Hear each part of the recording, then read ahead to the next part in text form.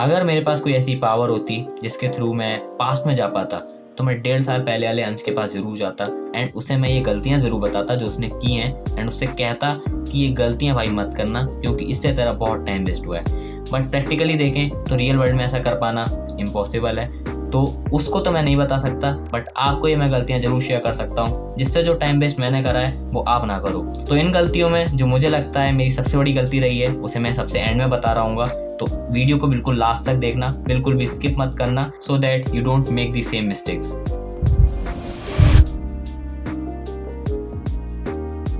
अगर आप एक बिगिनर हो तो आप बहुत लकी हो कि आपको वीडियो अभी देखने को मिल रही है क्योंकि मेरी जिम के 6 महीने ब्रो स्प्लिट ने बर्बाद करे।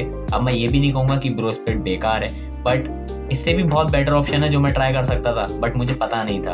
अब ब्रो स्प्लिट क्या होता है मैं वो भी बता देता हूँ। ब्रो स्प्लिट एक ऐसा स्प्लिट है जिसमें आप हर मसल ग्रुप को वीक में सिर्फ एक बार ट्रेन कर रहे होते हो और आप जब जिम में एंटर करोगे तो काफ़ी भाई लोग आपको यही करते हुए नजर भी आएंगे एंड आपको भी यही सजेस्ट करेंगे कि आप यही करो, मंडे को चेस्ट करो, ट्यूसडे को बैक करो, आपको यही चीज़ें सजेस्ट की जाएंगी। बट ट्रस्ट मी आपको ये करने की कोई ज़रूरत नहीं है क्योंकि अगर आप अपनी मसल को फ्रीक्वेंटली ट्रेन करोगे तो आपका मसल गेन 2x लेवल पर हो जाएगा और ये बात सिर्फ मैं नहीं गूगल बाबा ही बोलते हैं। अब हमने ये तो समझ लिया कि हमें अपने मसल ग्रुप को फ्रीक्वेंटली ट्रेन करना है, बट इसको इम्प्लीमेंट कैसे करना है वो भी बताता हूँ। इसको इम्प्लीमेंट करने के लिए ब्रो स्प्लिट को छोड़ के अब मैं जो स्प्लिट्स बताऊंगा उनमें से किसी भी स्प्लिट को आप सेलेक्ट कर सकते हो एंड उसको फॉलो कर सकते हो। फॉर एग्जांपल आप upper body lower body split के संग ट्राई कर सकते हो, आप पुश पुल लेग के संग ट्राई कर सकते हो, आप आर्नोल्ड स्प्लिट को ट्राई कर सकते हो। एंड अब मेरा पर्सनल सजेशन, अगर आप बिगिनर हो तो आप ब्रो स्प्लिट कर रहे थे, आप उस ब्रो स्प्लिट को छोड़ दो and upper body lower body split को ट्राई करो। एंड अगर आप 6-7 महीने से जिम कर रहे हो, आपको थोड़ा बहुत टाइम हो गया जिम जाते हुए, तो आप अपर बॉडी लोअर बॉडी में मत आओ, आप सीधे पुश पुल लेग में स्विच करो। एंड मैं खुद पुश पुल लेग फॉलो कर रहा हूँ क्योंकि मुझे इससे रिजल्ट मिले हैं, तभी मैं आपको बता रहा हूँ ये ब्रो स्प्लिट से 2 गुना क्या 10 गुना ज़्यादा बेटर है।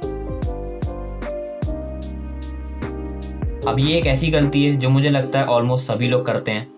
मान लो 2 स्टूडेंट हैं, student A and student B. Student A जो है वो मोटिवेशन के आने पर ही अपनी पढ़ाई करता है एंड स्टूडेंट बी जो है उसकी एक प्रॉपर रूटीन बना हुआ है कि उसको कब पढ़ना है, कितना पढ़ना है।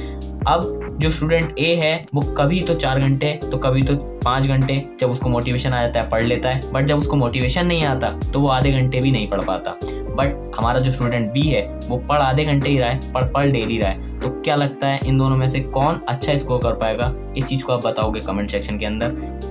ठीक इसी तरह जिम में भी 2 तरीके के लोग होते हैं जो वर्कआउट कर रहे होते हैं। पहले वो जो मोटिवेशन के थ्रू कर रहे होते हैं एंड दूसरे वो जो डिसिप्लिन होते हैं पूरी तरीके से। अब जो मोटिवेशन वाला बंदा है वो किसी भी तरीके का मोटिवेशन लेके वर्कआउट कर रहा होता है। फॉर एग्जाम्पल सैड सॉन्ग सुनने के बाद अपना एक्सरसाइज लगा रहा होगा या फिर जिम के अंदर अपने आप को हाईलाइट करने के लिए, लोगों को दिखाने के लिए कि वो कितना वेट लगा सकता है, कितना हैवी वेट मार सकता है, अपना वेट को अपनी कैपेसिटी से ज़्यादा वेट लगाने लगता है। एट दी एंड होता ये है कि वो इंजरी को गले लगा लेता है। तो प्लीज़ आप ये गलती ना करें क्योंकि पावर लिफ्टर्स को अगर हम इंक्लूड ना करें तो आपसे जिम के बाहर कोई नहीं पूछने वाला कि आपकी बेंच, आपकी डेड लिफ्ट, आपकी स्क्वाट्स कितने की है। तो अभी तो हमने बात करी मिस्टेक की, अब इसका सॉल्यूशन क्या है? इसका सॉल्यूशन मैंने लास्ट वीडियो में भी दिया था कि आप जैसे जिम में एंटर करो ईगो को बहुत दूर फेंक के आओ। Ego lifting and body building दोनों अलग अलग चीज़ें हैं एंड अपने ट्रेनिंग सेशन को रिकॉर्ड करना चालू कर दो। या तो आप अपने फ़ोन में नोट में इसको रिकॉर्ड कर सकते हो या इसके लिए अलग से एक डायरी बना लो जिसमें आप अपनी सारी ट्रेनिंग सेशन को रिकॉर्ड करो। सब कुछ उसमें लिखा होना चाहिए, आपका chest day, back day, shoulder, leg, सब कुछ कि आप कितने वेट से कितने रैप निकाल रहे हो, सब उसमें ऑलरेडी लिखा होना चाहिए जिससे आप जब अब लगाने जाओगे तो आपको पास पहले का रिकॉर्ड हो। इसके लिए मैं बस एक ही बात बोलूँगा कि किसी की भी 2 साल की मेहनत को खुद की 2 महीने की मेहनत से कभी कंपेयर मत करो। अब ये इतना कॉमन क्वेश्चन है जो हर कोई खुद से एक बार तो ज़रूर पूछता है, बल्क करूँ कि कट करूँ? एंड ऑब्वियस सी बात है एक स्किनी बंदा यही सोचेगा कि उसे बल्क की ज़रूरत है एंड जिसकी बॉडी पे थोड़ा सा फैट परसेंटेज ज़्यादा है वो ये सोचेगा कि उसको कटिंग की ज़रूरत है, जो कि काफ़ी हद तक ठीक है। बट बात जब बल्क की आती है तो मैं भी पहले यही सोचता था कि मैं सही सोच रहा हूँ, पर जब मैंने और लोगों को देखा और फिटनेस इन्फ्लुएंसर से सीखा तो मुझे समझ में आया कि मैं कितना गलत सोच रहा था। एंड इसको आप भी समझो कि अगर हम ये सोचते हैं कि हम फैट परसेंटेज बढ़ाएंगे, पहले बल्क करेंगे अच्छे से, उसके बाद हम कट करेंगे, तो ये बहुत गलत सोच है। क्योंकि हम बल्क करते टाइम डर्टी बल्क करने लग जाते हैं। हम कुछ भी खा रहे हैं, अंट संट कुछ भी खा रहे हैं, चाउमीन, बर्गर, तली गुली, कोई भी चीज़ खा रहे हैं, उससे होगा क्या, आप बल्क हो जाओगे, ठीक है, आप हैवी लगने लगोगे देखने में। बट जब बारी कटिंग की आएगी ना, तो वो जो आपने बल्क करा है वो बल्क नहीं, वो चर्बी में कन्वर्ट हो जाएगा। एंड उसको फिर कटिंग करना इतना मुश्किल है जिसका कोई जवाब नहीं। एंड कटिंग आप कर भी लोगे तो वो एक तरीके से जो आपने बल्क करके मास गेन किया है वो सब डिस्ट्रॉय हो जाएगा एंड बचेगा तो सिर्फ मसल। तो ऐसे डर्टी बल्क से भी क्या फायदा जो एंड में रहने वाला नहीं है, बल्कि और मेहनत और हमसे करवा के जाएगा। अब ये नहीं करना तो करना क्या है, क्या बल्क ही नहीं करना है? मैं ये नहीं कह रहा हूँ कि बल्क नहीं करना है, बल्क करना है, बट बल्क करने का एक तरीका है जिसे कहते हैं लीन बल्किंग। अब लीन बल्किंग क्या होती है, आपको अपनी मेंटेनेंस कैलोरी से ऊपर खाना है, आपको लीन बल्क करना है, आपको कैलोरी सरप्लस में रहना है। आपको स्टार्टिंग में 500 से 1000 कैलोरी सरप्लस में रहना है, फिर 1-2 महीने बाद उसको और बढ़ाते जाना है, इस अमाउंट को बढ़ाते जाना है। इससे क्या होगा, आप लीन बल्क करने लग जाओगे, बल्क प्लस कट करने लग जाओगे एंड इसका जो रिजल्ट होगा वो ये होगा कि आपकी मसल गेन होने लग जाएगी। अब इसमें आपको कोई नीड नहीं है कि आप पहले 6-7 महीने 1 साल पूरी बल्क कर रहे हो, फिर 6 महीने की कटिंग कर रहे हो, कोई ज़रूरत नहीं है।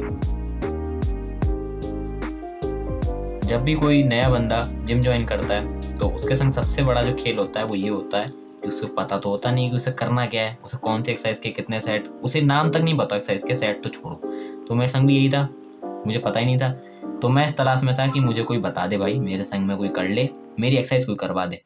तो मैं ऐसे ही लग जाता था किसी के संग भी और सेट को लगाने लगता था। उसमें साथ में करने जैसा कुछ भी नहीं होता था।